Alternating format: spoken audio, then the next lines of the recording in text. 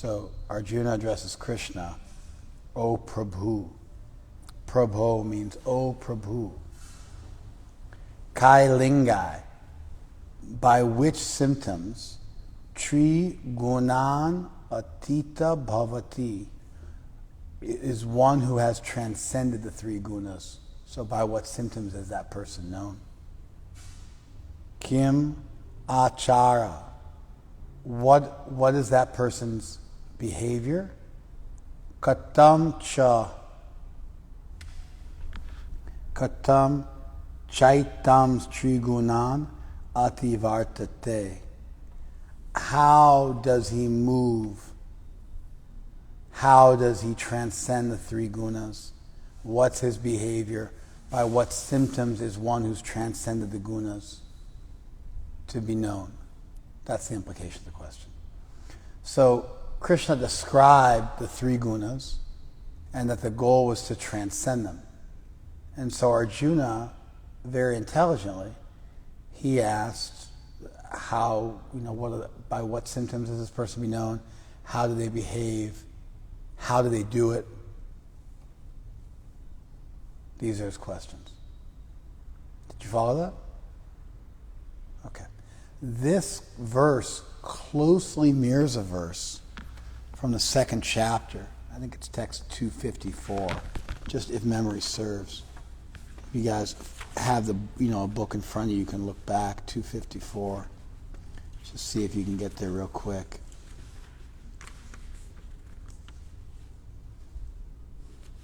So Arjuna says, Stitya pragyasya kabhasha.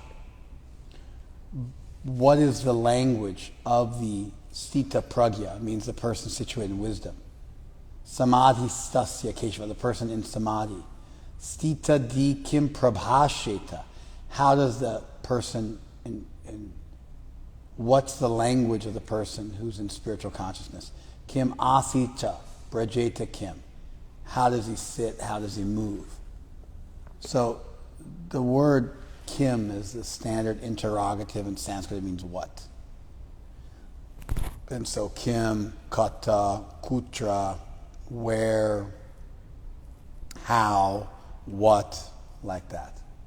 And so the same basic word kim gets modified just a little bit, and it becomes how, when, why, what, where, who, etc. Ka, who, etc. So it's the same word here. Kai, by which. And then kim, what. Katam, how. So he's using the same words. And in the previous verse, it was about the stita di or stita pragya, the person situated in wisdom. And here it's about the person who is gunatita, who's beyond the gunas.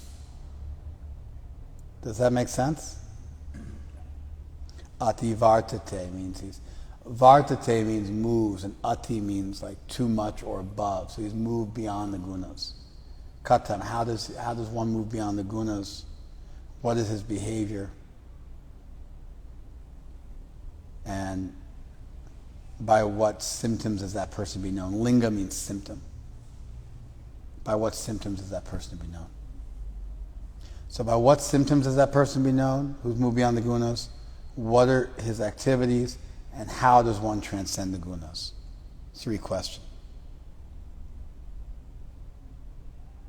Kai means by which symptoms is he to be known? So do you see how the 2 verses, I don't know if I explained it well, but the 2 verses, Kabhasha, what's his language? Kim Prabhasheta, how does he speak? Kim Asina, how does he sit? Brajeta Kim, how does he move?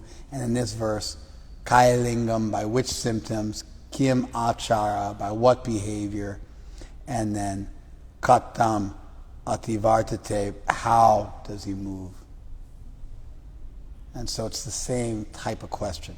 Did you follow that? Were you listening? I mean, I'm trying to explain a complicated point of the Sanskrit language relating to the verses. Why would it be the time to space out?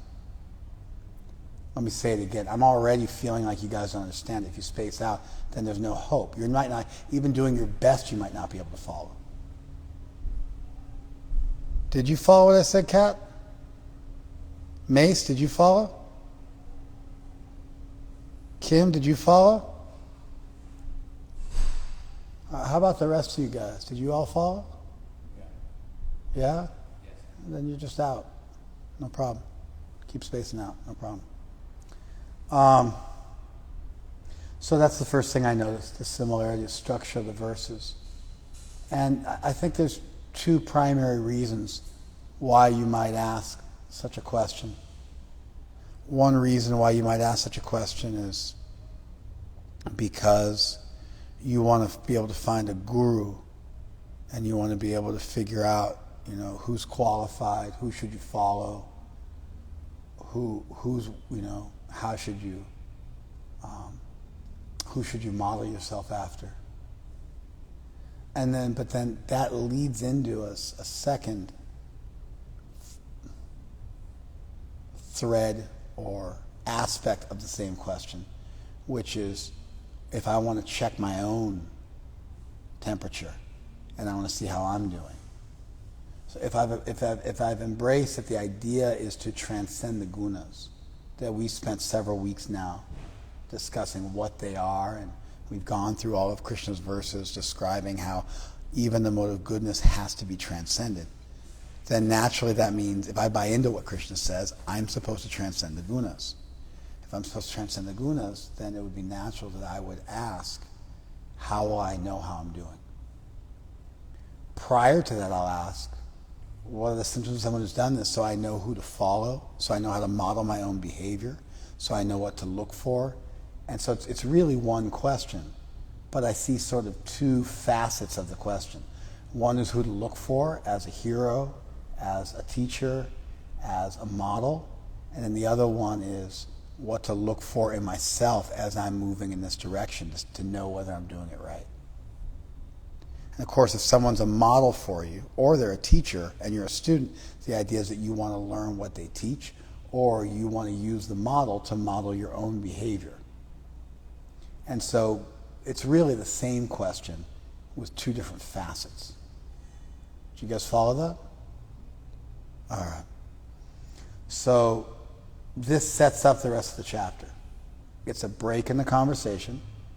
Arjuna interrupts Krishna, or Krishna finishes and Arjuna speaks, and then this continues the conversation. And again, when Krishna described Buddhi Yoga, Arjuna said, how can I know someone who's become proficient at it? And that made up the rest of the second chapter. And now we have this making up the rest of the 14th chapter. And these two chapters are the only two places where Arjuna asks a question like this. It's towards the end of the chapter, and Krishna's introduced a subject. He's discussed it in some detail, and Arjuna says, how do I know that person?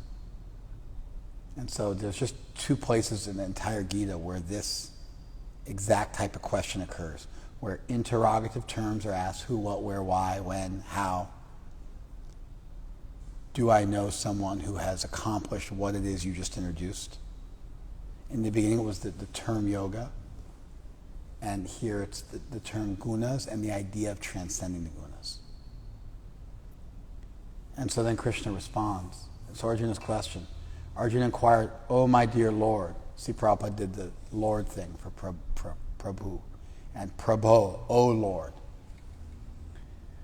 By which symptoms is one known who is transcended these modes? What is his behavior, and how does he transcend the modes?" So how, what, and by which symptoms? And then Krishna says, he who does not hate illumination, attachment, and delusion, when they are present, or long for them when they disappear. Let's just go slow. He who does not hate illumination, attachment, or delusion, when they're present, or long for them when they disappear. Do you guys notice anything about that first partial sentence? He who does not hate illumination, attachment, or delusion when they're present, or long for them when they disappear.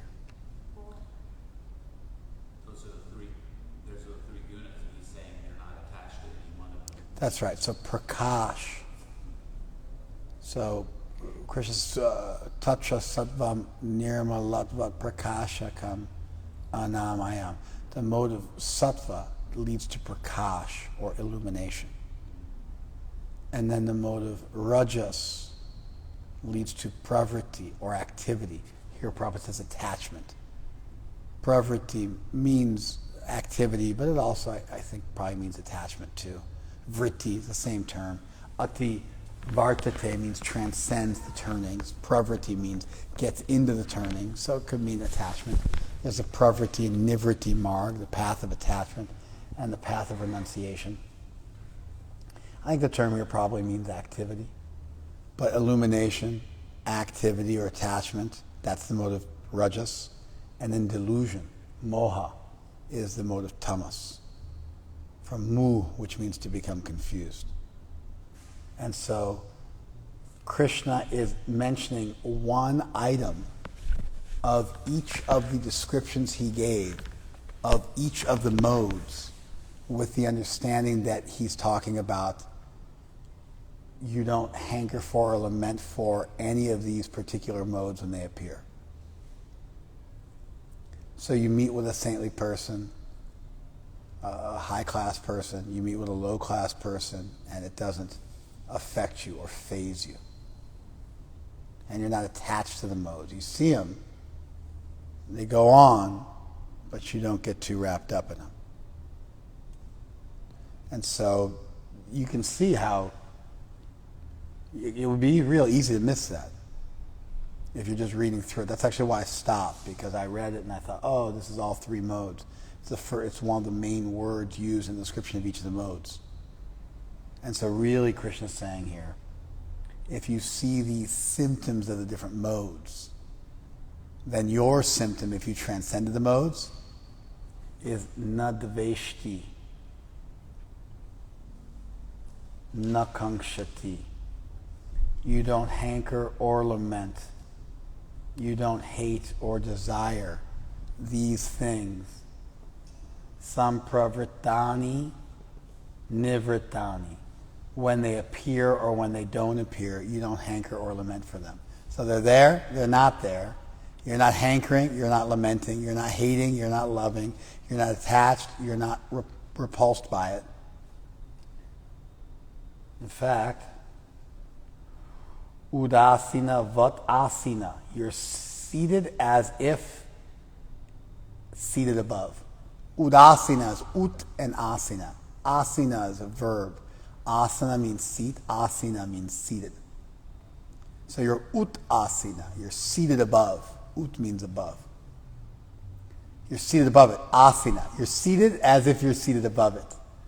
Udasina vat means like with this quality of being detached. Krishna actually describes himself like this. Krishna says he's udasina vat in the 9th chapter of the Gita. And here the self-realized soul is also udasina vat asina. He's seated as if indifferent, as if above it. He is actually above it, with that quality of being above it. So you're in this world, but you're not of it, like the lotus flower. So you're not hating or desiring the appearance or disappearance of any of the symptoms of the modes. Rather, you're seated above them. Did you guys follow that? Gunai ya na vichalyate. And you're not moved by the gunas. You're not disturbed by them. Chal means move. So na vichalyate. He's not disturbed by them. By the gunas that are appearing and disappearing. Guna vartanta iti. You think it's just the gunas moving.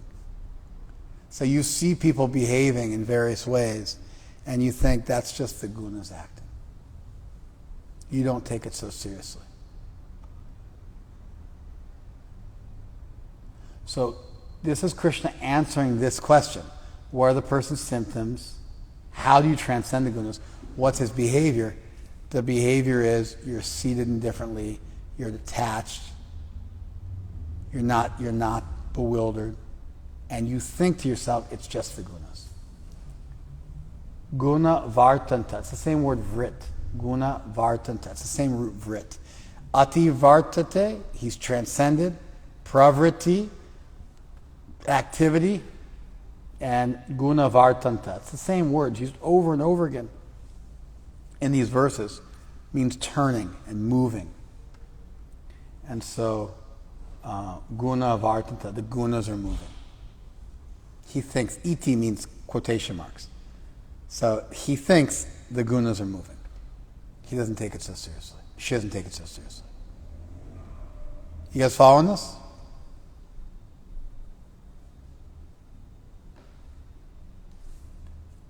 He who does not hate illumination, attachment, and delusion when they're present, or long for them when they disappear, that person who's unwavering, navichalite, and undisturbed through all these reactions of the material qualities, remaining neutral and transcendental. That's the udasina vatasina.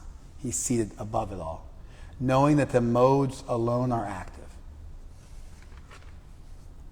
And then it says, ya avatishtati na ingate. He's not shaken from ing, and he's situated properly. He doesn't flicker, and he remains standing properly. He's situated properly. He doesn't waver. He's not moved by the gunas. He thinks it's just the gunas acting, and even he sees these different things happening or not happening. He doesn't hanker or lament for them. He's seated above it all, aloof, looking down on it from a great distance. To give you an example to help you guys appreciate it, imagine if you were playing a game with a 3-year-old. And they were really into the game.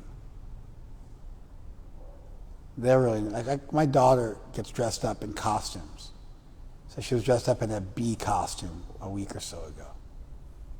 And she came buzzing over to me in her bee costume. She said, "Look, Daddy, I'm a bee princess." I was like, "Oh my God, you're a bee princess." And then she said, she went like this, she went, "No." She pulled down her shirt. She said, "No, it's just me, Daddy, it's a costume." I was like, "Oh, okay, it's a costume." So, that was super cute. If my daughter had been like, "Do you like my costume?" that would have been fine. If she said to me, "I'm going to sting you," then I would have run around. She would have tried to sting me. If she caught me and stung me, that would have been okay. If she wanted to play a stinging game and she won the stinging game, that would have been fine. If she played a stinging game and wanted me to win, I would have been okay with that. I was in for whatever was happening. I wasn't too worried about it. I was cool with whatever it was. I wanted to have a nice interaction with my daughter, with her fun costume, and whatever that looked like, I was pretty malleable. So if we played a stinging game, and my job was to run away from her while she tried to sting me, and so I ran away, and then she was upset at me because I didn't run fast enough, and I would run faster. Then she said, "I got to slow down so she can catch me." I would have slowed down so she could have caught me. Then she could have said, "Oh, I caught you." And I would have, "Oh, you got me." Or if she was like, "Run faster today so I can't catch you," I would have done that. And that would have been fun too. Whatever. I wasn't too worried about it. So for her, in her 4-year-old mind, the stakes were real. She was tricking me and making me think she was a princess bee. She was coming to sting me and I was going to fall down. We were having a serious trial of arms, a fight to the death. She was armed with her buzzing stinger, and I was running from it in fear. Sometimes she'd calm me down, "No, I'm just playing, Daddy." Like, I don't have to be so scared. And sometimes she would reveal that she was just wearing a costume, so I wouldn't think she was a bee. She was in it. I was not. I was there. I participated. But the stakes weren't that high for me. I didn't live or die with what happened. That's an easy thing for people to understand. Most adults can fathom that. I was with my brother one time. We were playing baseball on my son Covey's birthday. My son Covey hit a great, fantastic, like left field line drive. He was running the bases. My brother caught my younger brother. My brother caught my child, who was maybe 7 or 8, on his birthday, having hit a line drive into left field, rounding third base, running for home like his life depended on it. And what did my brother do? He chased him down and tagged him out. He should have let him score. Then I got a bit feisty with my brother. Were you there for that, Cat? You weren't there for that. I got a bit feisty. I think I probably got in my brother's face or something like that. I can't remember what it was. I think I got in his face. And I just couldn't believe he wouldn't have let my kid win. I mean, he hit a great ball. He was almost home. It was like, let the kid have his magic moment. What's the big deal? It's not a participation trophy. He had a line drive to left field. It's his birthday. It was meant to be. Just slow down a bit. Let him slide into home. What's the big deal? You're 45 years old. Why you got to chase him down and tackle him? You follow? So, you might think, oh, that's so stupid. But you've all done the same thing in a different context. You've all gotten weird with somebody who was too young to get weird with. I have too. I remember I was playing chess with my kids one time. They're like 8. They beat me. I cleared the table. Smashed all the pieces off the table. So, I mean, you get caught up sometimes, and it's not, all of a sudden, hanging out with my uncle, who God rest his soul. I was there when he passed away, but maybe 5-10 years ago he passed away. And he was getting drunk, making a fool of himself. And I was maybe 6. And I laughed at him because he was getting drunk, making a fool of himself. I said, oh, Uncle Wick's drunk. And he got super serious, got up in my face and got really aggro with me. And I remember thinking, dude, come on. Why? I remember thinking, why are you sweating me? Why are you pressing me? What's the big deal? He got so bent out of shape. He was a grown man. He was in his 40s. I was 6. He was playing the fool. I noticed it, made a joke. Everybody laughed, and then he got up in my grill. I haven't thought about that in, 40 years, something like that. But I can remember it. It's an example of somebody just really lowering their standards and getting into the fracas with somebody just far beneath their station, These are easy to understand. Sometimes you watch fighters fighting, professional fighters. I remember a professional fighter, his name was Jens Pulver. He won the first lightweight title in UFC history. I believe he beat BJ Penn, who came back to win, but I think he beat BJ Penn at the time. Barely beat him. Got stuck in an arm bar, was getting his arm broken, and the bell went off, and he got lucked out. And, just somehow or other managed to win. You can't beat me anymore. I'm the lightweight champion of the world. Making a whole scene. I remember thinking, you sorry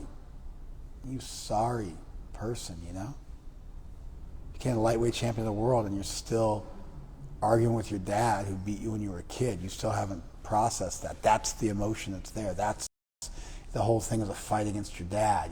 You haven't transcended that at all. And he got beat the next fight, was crying, never recovered, was broken, still lobbying to get put in the UFC Hall of Fame, and his whole career was kind of a big failure. And I remember another fighter named Randy Couture. He was a light heavyweight and heavyweight champ multiple times in the UFC. He was an Olympic wrestler, a Greco-Roman wrestler who made it to the Olympics, if memory serves. Heavyweight, big guy. Not a big heavyweight, though. He would fight against guys who outweighed him by 30, 40 pounds. Anyway, he was winning a fight all 5 rounds. And then somebody punched him in the orbital. It's this bone right here that holds your eye in place. They busted his orbital, and he just immediately tapped out. And people said, why did you not continue fighting? He goes, because he busted my orbital. I'm not going to take a risk of having permanent damage to my face. It wasn't worth it. I'll come back and win the title another day. He was better than me today. Let him have it.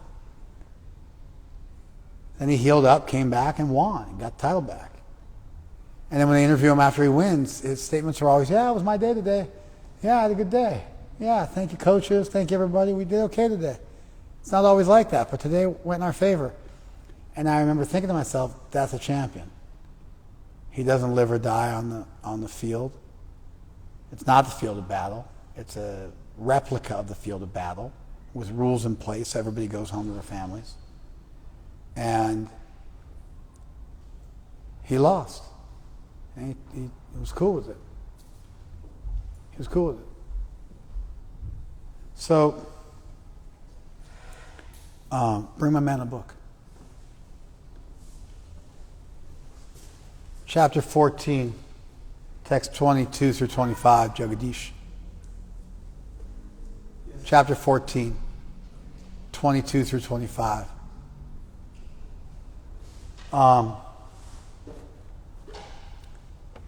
And so that's a situation where the stakes are a little higher. It's more like an adult thing. But it's the same principle. If you're too attached and you can't just keep it cool, then you're bound to suffer. And so what's the symptoms of someone who's transcended gunas? Not in a particular sporting match. You know, Randy Couture got divorced from his wife, had a nasty divorce. So even though he was cool on the field of combat in the UFC, close that door for me. It wasn't like the rest of his life wasn't in shambles. So we're not talking about these specific instances. We're talking about somebody who, in their whole situation in this world, they're zen about it.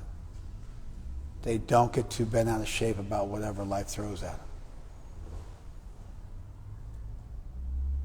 I gave specific examples, but to really understand what Krishna's trying to say, you have to take those specific examples and then extrapolate from them and imagine the whole situation's like that. That door's open? You guys got to close it. Thank you. So, and then tell them to be quiet too.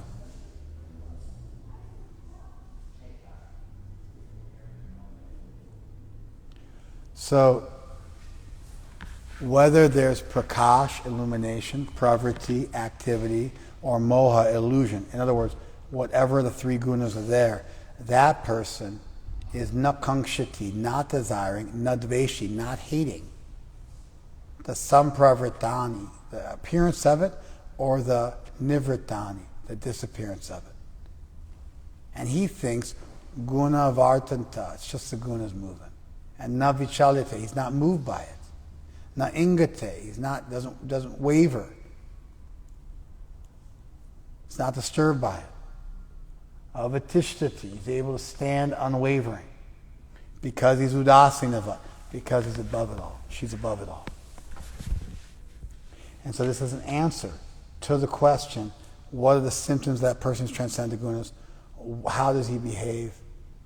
What are his actions? And how does one behave to transcend the gunas or who has transcended gunas? Because I want to transcend the gunas and I want to follow people who transcend the gunas. And so Krishna's beginning to answer that question. The answers aren't hyper-specific. They're fairly generic because it's describing a general state of consciousness. Despite them being fairly generic, they are not vague or indefinite. It describes a situation. I tried to give you guys some real-life examples from my own life last week, from my own life 5 years ago, from my own life 40 years ago, and from higher stakes events in the real world over the last 20 years. to give you guys something to sink your teeth into in terms of looking at what detachment looks like. And then you have to then extrapolate from that and imagine that across the board throughout your life. Like I was sitting with my guru one time. We were in Guyana. And someplace in the world, you walk out to the plane. Not like a bus comes and takes you out to the plane. Like you walk from the airport out onto the tarmac. And you like walk a couple of 100 yards to a plane. Not where the buses come and take you out to the plane and then there's a fancy thing. Not like that. Like there's zebras running by or whatever, and you're just walking out and it's a far distance and the sun's beating down on you. And they point you in the direction you're supposed to go in and you walk out to that plane and get on. So we're in a situation like that. And we were waiting for our luggage. And our luggage was coming off the plane. And we're watching the guys take the luggage and put it on some tractor, and then they're bringing it over to where we're all standing, and then you take your bags and go. It was like that. There was no conveyor belt. It was right there. They're pulling off the tractor and putting it down in front of you. And my Guru Maharaj's bag falls off the tractor, and I see it on the ground. And then some other dude comes along in another tractor and rides over it and just busts it open. Now we're in Guyana. It's like his big bag, and it's a hard shell. And the guy just completely obliterates it. And I start screaming at him, "Hey!" And he looks at me and just boogies, just bails in the tractor. I'm out of there. You follow? I was super bent. My guru was super chill. It was a Kadasi. He was fasting from food and water. It was sweltering hot and humid. Mosquitoes were like feasting on us. It was a nightmare, and he was just cool. I never see him get angry. I never see him get bent out of shape. It's just, that's his profile. You ever see Guru Maharaj get angry? I've never seen him get angry. 30 some odd years. I lived with him for years. Never saw him get angry. Just doesn't do it. There's people like that out there. That's how they live their lives. They don't get caught up. They don't sweat. They don't freak out. Whatever life throws at them, they tolerate it. There's people like that. That's how they do it. I'm not like that. I'm more like that than I was 30 years ago. But I'm not of that ilk yet. It seems like it's going to take a fair bit longer than a lifetime to get there. He was like that since he was younger than me. But, this is what's being described. You just don't get wrapped up. Now, if you're not going to get wrapped up in stuff, you're probably not in a romantic relationship. You're probably a monk. You follow? And if you're not, your spouse is probably pretty dissatisfied if they're not of the same caliber because they can't get a rise out of you. Or maybe you fake getting bent out of shape just to keep peace in the home, but in your heart you're just not that invested. And it's not due to low testosterone that you're not that invested. That's not what it's due to. Like my son said to me the other day, he said, "Dad, you're just mellow because you're getting older and your testosterone levels are dropping." Like it's not all this chanting and self-realization stuff. That's what he's saying to me. And so it's not due to low testosterone or old age. It's also not due to having some kind of personality disorder, some kind of disassociation, or some kind of being somewhere on the spectrum where you can't feel your feelings. It's not that either. It's not being super immature where you're good at walking away from people and situations. It's not that. You got a full heart. You're capable of love. You feel your feelings. But you've got something bigger going on. And so you don't sweat the small stuff. And the small stuff is everything the material world throws at you. Just like we've all been in a situation where we cut ourselves, we're doing something. We're really intently involved in something. We cut ourselves. Like, usually you get into a fight, and after a fight, you don't know if you're injured or not for about half an hour, because you've got this full adrenaline dump thing going on. You might have cracked a rib, but your body has a way with cortisol and adrenaline and endorphin of deadening pain so you don't feel it. And so and clotting your blood, and you just don't really get it, and you're focused on what you're doing, and you got to wait about an hour to find out whether you were injured or not. Sometimes it's extreme. You break a bone, you feel it right away. But a lot of times something, crack a rib or something like that, you don't even notice it. You get a cut, you don't even notice it. And so it's like that, but with the whole world. You've got Krsna. You've got your spiritual life. You've got your service. And the result of that positive attachment to something much higher than you stops you from getting bent out of shape about the low stuff in life that everybody gets bent out of shape about. It's not that you're immature. It's not that you're stunted emotionally. It's not that you are artificially detached. You're not faking it. It's not you're attached from one thing you don't care about, but then simultaneously mega attached to something you do care about. It's a general state of being where you refuse to buy into the delusion that everything in this world is all there is. And you just have a broader perspective of stuff.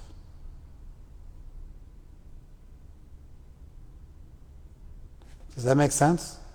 This isn't just some abstract, theoretical state of existence. This isn't super abstruse and cryptic. It makes sense.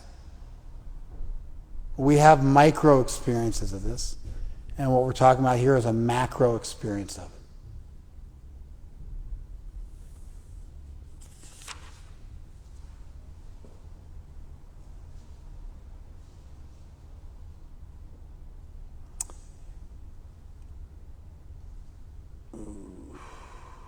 Who is situated in the self and regards alike happiness and distress,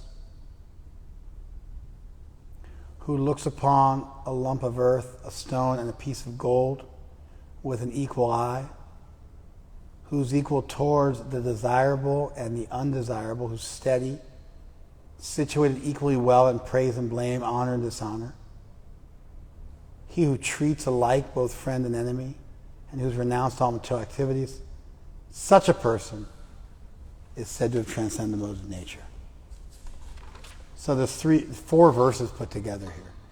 We've worked through half of them. Sama dukkha sukha. The person who is sama, same, that's where the word same comes from. Sama, same, sukha dukkha, happiness and distress. Sama sukha dukkha, one who is equal in happiness and distress, and who's swasta. Swasta means self-situated, self-contained. Sta means situated, swa, in oneself. You're self-contained, you're self-situated. It means you have your happiness within you. Not that you're an introvert, but rather that you have your happiness within you, therefore you don't have to look externally for happiness. Sama loshta ashma kanchana. The person for whom pebbles, stones, and gold are the same. Pebbles, stones, and gold. Pebbles and stones are qualitatively different. Stones and gold are quantitatively different. Quantitatively different. Stones and gold are qualitatively different. And so this is trying to describe an entire situation where you view whatever comes your way with an equal eye. Practically speaking, one time Gaur Govinda Maharaj, great Vaishnava, passed away in 1996. You were there, right? I was also there. 2 of us were there. Greatest Vaishnava probably I ever saw. Passed away in Mayapur, February. on Bhaktisiddhanta Saraswati's disappearance day. And we were doing kirtan. And Jagadish was there playing Mridanga. I was there also. Big room, 50 people were in there when he passed away. Both of us happened to be there.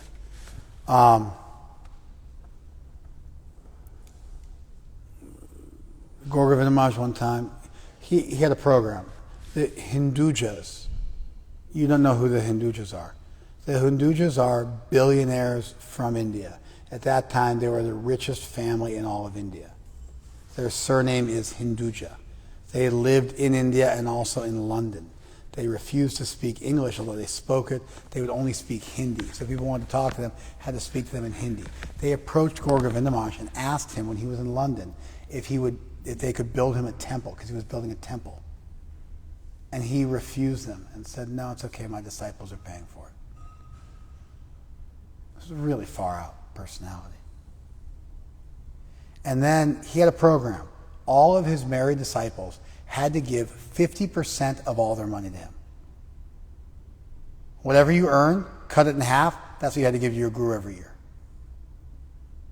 You follow? So you make $100K, you pay whatever, $35,000 in taxes, you're walking away with $65K, you had to give him half of the money you made. That was his program. To be a disciple in good standing, half of everything you made was given to your guru.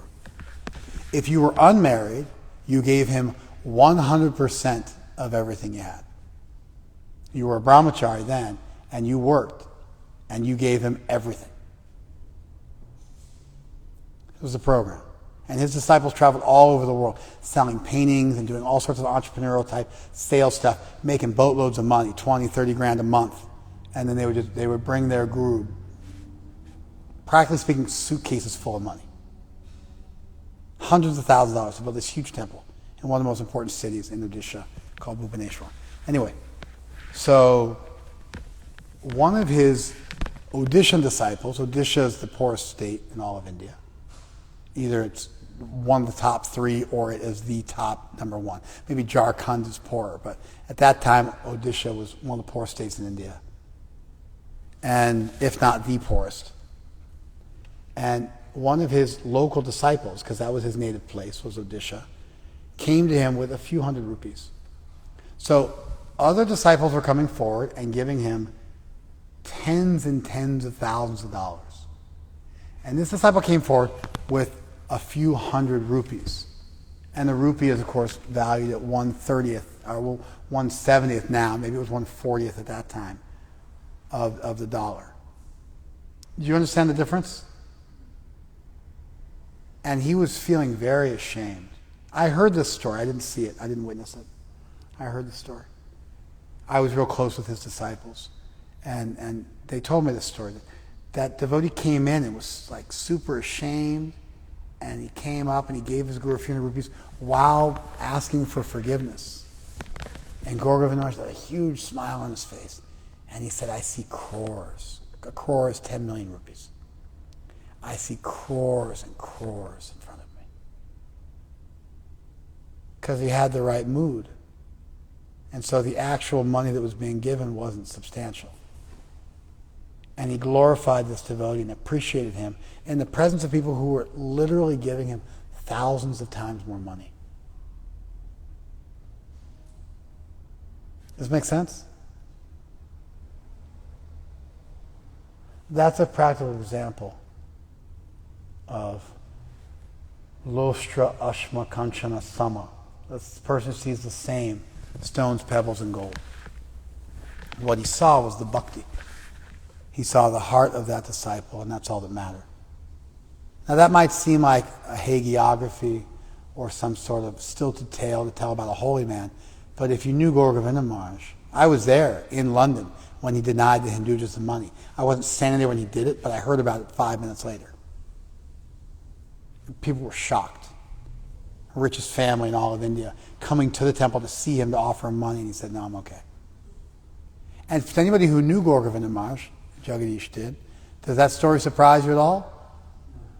That's exactly how Maharaj rolled. That was his mood.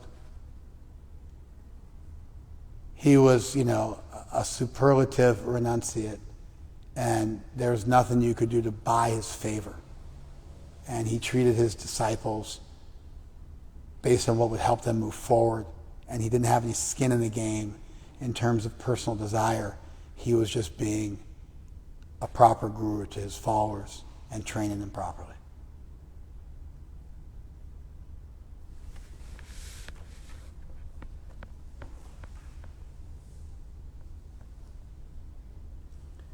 Tulya, priya, apriya. You're equal to things which are favorable and unfavorable.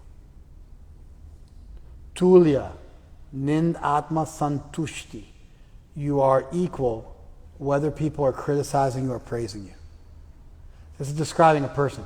To that person who's the same. So it's called a bahuvri samas. It's a compound where you're saying, to that person who's the same in happiness, stress, the same whether being praised or blamed, they are the same. To that person who's the same in the presence of pebble stones and gold, that person is the same whether things are desired or undesirable. It makes no difference.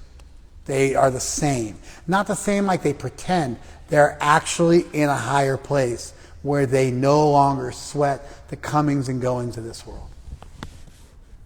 But not because they have no emotions. Prabhupada was described by one of his followers, I'd never seen anybody who loved more intensely and was simultaneously more detached than Srila Prabhupada. Full love, full detachment in the same person. Convergent, like a paradox. Some sort of harmonic convergence of two qualities that are generally thought of as being opposite to one another, but that on a higher plane were able to be synthesized.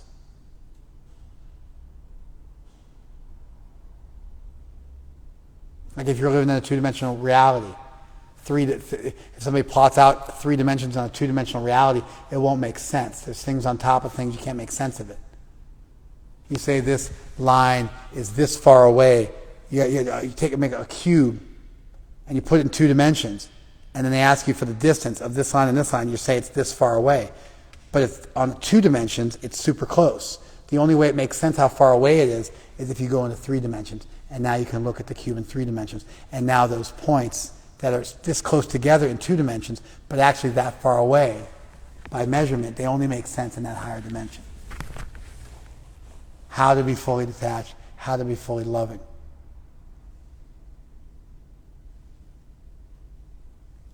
Mana apamanayo tulya. And you got to be equal, whether you're getting not praise and blame, respect or disrespect. Santushti is like praise. Samstuti. Stuti means prayer. So literally means praised. And ninda means criticized. Mana apamana means respect and disrespect. Slightly different. Tulya, same thing, equal. Tulya mitra ari pakshayoho. And you're equal whether you're confronted by a friend or an enemy. Whichever side you're confronted with, you're the same. Savaramba prityagi, you've renounced all material undertakings. Gunatita sauchate. That person's said to have transcended the gunas. So this is Krishna's answer to Arjuna's question. How do you do it? What are the symptoms? What's the behavior? And then this is described. And there's a number of cognitive and behavioral ideas here. Physical reactions, mental reactions, how you feel about something, an emotional reaction. It's all included within this. It's a really complete picture of what it would mean to transcend the gunas. You guys following this?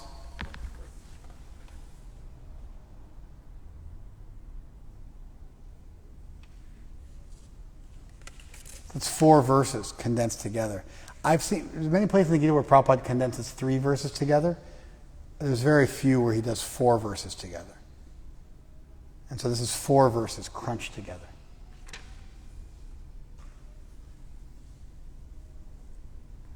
who's equal towards the desirable and undesirable, who's steady, situated equally well in praise and blame, honor and dishonor, who treats alike both friend and enemy, who's renounced all material activities. Such a person is said to transcend the modes of nature. So we worked through that. We worked through that. Hey, you could spend a whole lifetime working on this, checking yourself against this, checking your teachers against this, trying to follow this, practically speaking, in your own life. You got to be careful. Gaura Kishore Das Babaji Maharaj, Prabhupada's guru's guru's guru. Prabhupada's guru's guru, Prabhupada's guru's guru. He was in Mayapur, which is where he lived. He was a renunciate. Wore rags. Chanted all day and night. Lived a crazy life of a renunciate. And somebody gave him a rupee. And he tucked it into his cloth. Tucked it in there. And then he was chanting and preaching, and he kept touching it for like hours, like every few minutes kept touching it, making sure it was there. And one of the people there thought, look at this guy, he's a renunciate, but just see, you give him a couple of rupees and he's touching it. This was, 100 years ago, 125 years ago. And then hours later, so many people would have come and gone thinking he was a materialist. But then hours later, some devotee, another renunciate, came in. And he said, I've been waiting for you. Here, Krsna gave this to me for it to give to you. And he gave him that coin. So in your mind, you see it and you think that means this. Because what else can you do but extrapolate from your own experience? But there's a danger because you may not be able to perceive what's going on. So we have to use our God-given intelligence carefully when examining things so we see what's really going on. Also, you don't want to give yourself too much credit either. You don't want to give yourself credit. Oh yeah, I'm in a good place. I'm attached for Krsna. You want to be careful not to judge yourself too generously. And you want to be careful not to judge others too harshly. You sleep, wake up. Stand up, wake up. And so these symptoms are valuable for checking yourself and others, and we got to become experts so we can properly apply them and understand them. First, we get the raw stuff down, like we just spent the better part of an hour, half an hour, something like that, going through the verses, getting a good basic understanding of what the language was saying. And then I want to give you guys some examples so that it came to life a little bit. And now I'm giving you some caution. Not that we don't use our intelligence, not that we don't think it through, not that we don't examine ourselves and others, but we don't want to do so in 2 dimensions when we're talking to somebody in 3 dimensions. And we want to make sure that we don't saddle somebody with our baggage who's not operating under that platform. And then, this is a very famous verse. And this verse is significant because the entire 13th chapter is about Purusha, Prakriti, Chaitra, Gya, Jnanam, and Gyayam. And then in that chapter, the gunas are mentioned, which are what binds the Purusha to Prakriti. And at the end of the 14th chapter,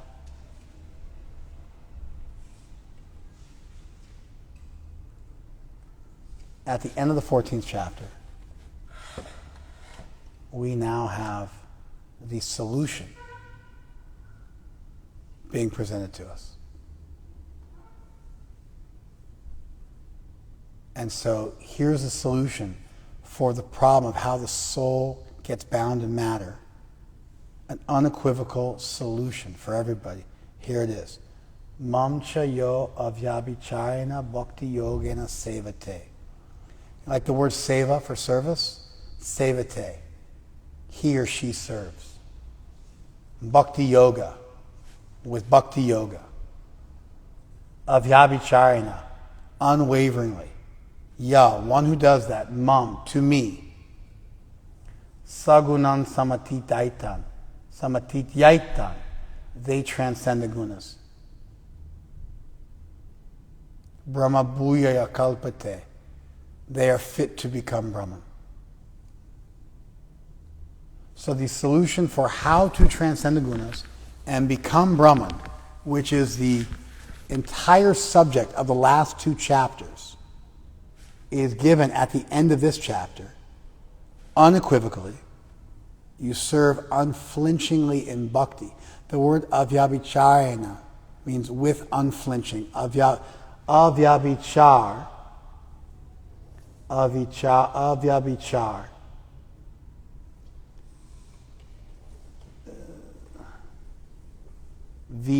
Abhichar means abhichar is what it is. And so vyabhichar means wavering or flinching or broken or interrupted. Avyabhichar means without that. And so one who engages in devotional service, in full devotional service, unfailing in all circumstances, is Prabhupada's translation. Unwavering, unfailing, unflinching, uninterruptedly. So that person who serves in bhakti with that quality. Now here's the thing. The quality of the person who's transcended the gunas is that they don't get shaken or stirred or bent or spun, but they remain fixed. Now that quality of being fixed and unaffected and Zen is now applied to your bhakti, to your love for Krishna. And so to say you serve Krishna with that same unflinching quality, and that is tantamount to having done all the things we just talked about, is very significant, because it takes a very long list and distills it down into a very simple list. It takes the quality of bhakti and devotion, which has been espoused throughout the entire Gita. Please listen carefully to this. And then these other more Buddhist type teachings about being Zen, and it merges them together into one teaching in a very simple, easy to understand way. Previously we're left with you should love God and you should be totally detached from and totally aloof from and totally Zen to other stuff. And it's almost like two separate teachings, one negative and one positive. Now what just happened is those two teachings got merged into one, and now the unflinching, unwavering Zen quality is applied to how you serve Krishna. And that becomes a practical manifestation in the real world of how a Vaishnava shows their transcendence of the gunas, that they never give up their service. They never give up their vows. They never give up moving forward in their spiritual life. They're attached to Krishna. Nothing can break that. Nothing moves them from that position. This is far out because what you have is a shrinking down of what's two different concepts, one of which is very esoteric and difficult to understand, and difficult to fathom, and difficult to apply, and has no intrinsic connection to God. And then the other one, which is intensely personal and devotional. And the two things are shrunk down into one category. Now you're serving Krishna unflinchingly. And that becomes the practical manifestation of how you transcend the gunas. And that causes you to transcend the gunas and become Brahman. Did you follow this? One who engages in full devotional service, unfailing in all circumstances, at once transcends the modes of material nature, and thus comes to the level of Brahman.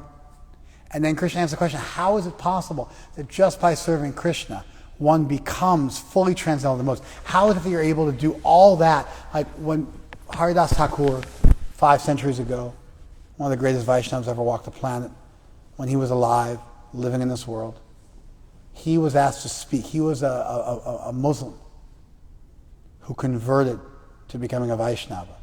As such, his birth made him looked down upon by people who were born Hindus. They just looked down upon him as being low class because he used to be a Muslim. He would have eaten meat, so on and so forth. And so, that's how he rolled also. He was super humble, never went in the temple of Jagannath, lived outside the temple. There he is, dying. His body's being held by Mahaprabhu. You see the Jagannath temple, the flag from the temple in the background. He lived some distance away from the temple and just look at the flag of the temple. Never tried to enter the temple. Would see the Lord during Rath Yatra, but would always say, I'm too fallen. Wouldn't go in the house with the Vaishnavas when they were eating. Would sit outside and they would bring him food. He lived a very, very humble life. So one time he went to a village and they asked him about the holy name. And although he normally wasn't a big, he wouldn't jump in front of a big group of pundits and speak, they asked him about the holy name and he began glorifying the holy name. And he said the holy name is so powerful that even if you chant it haphazardly, even if you chant it forgetfully, even if you chant it partially, just like when the sun rises in the sky, before the sun actually comes up, all the darkness dissipates. You become liberated, even by a shadow of the holy name, even by a partial chanting of the holy name, even by a reflection of chanting the holy name. When the holy name actually comes up, then it melts your heart, it melts Krishna's heart, and it brings the soul into union with God. But even a shadow, a reflection, nam abhas, a reflection of the name, is enough to liberate one.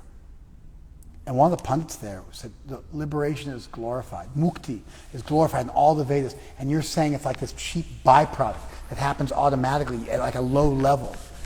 He said, if you're lying, I'm going to cut off my nose. Cut off your nose, excuse me. I'm going to cut off your nose. And Haridas Thakur said, if I'm lying, I'll cut off my own nose. That person's got leprosy, their nose melted away. They were thrown out of the community of Vaishnavas for their offense to this great soul. That's a whole other story about why not to offend great devotees. But the main thing is that he was glorifying that the holy name is so powerful that even if you get the glimmer of it, the shadow of it, the beginning of it, the opening stanzas of it, you don't have the real thing yet, that's enough to dissipate all the darkness, just like the sun before it even arises, dissipates all the darkness. Dissipating darkness is like automatic. It's easy for the sun. It just happens automatically. You follow? So one could ask, how is it that just by serving Krishna, one transcends the gunas? And Krishna answers the question in the next verse. He says, Brahmanaha hi pratishtaham. I am the source of Brahman. How is it that by chanting, by serving Krishna unfailingly, you become Brahman? Because I'm the source of Brahman. I'm the source of Amrita, immortality. Avyaya, I'm the source of inexhaustibility. Shashvata, dharmasya, I'm the source of eternality and dharma. Sukhasya, aikantikasya cha, I'm the source of absoluteness, I'm the source of absolute happiness. I'm the source of all these things. So just by connecting with me, you automatically achieve these things. Why? Because I'm the source of them. So by connecting with me directly through bhakti, you automatically get all these things as a byproduct because all these things ultimately come from me. You follow? Just as the holy name illuminates the entire world because the sun carries with it brightness and a lack of darkness. Similarly, the holy name carries with it liberation. Similarly, Krishna carries with him the ability to liberate you from everything, and that's the hack. That's how you get through it.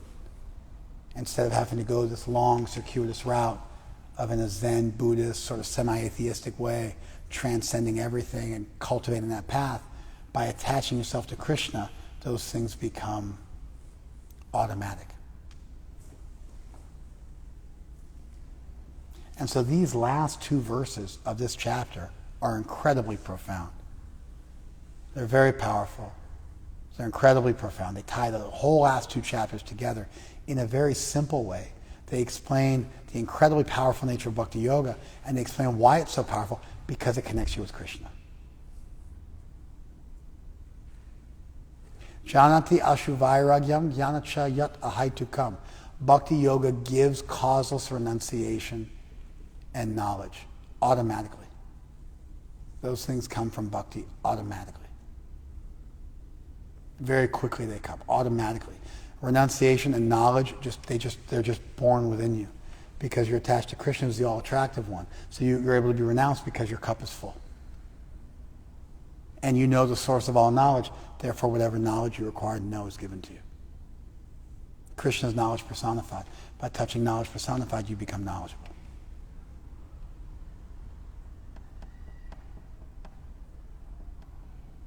So that's far out.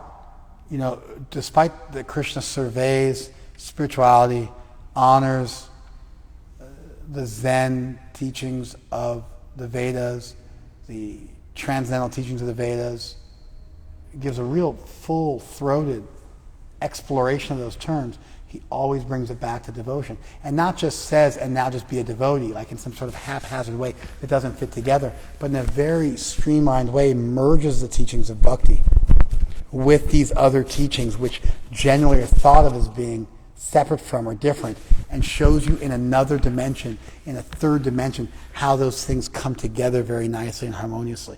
Things which usually seem quite aloof and separated from one another. That's it, we're all done.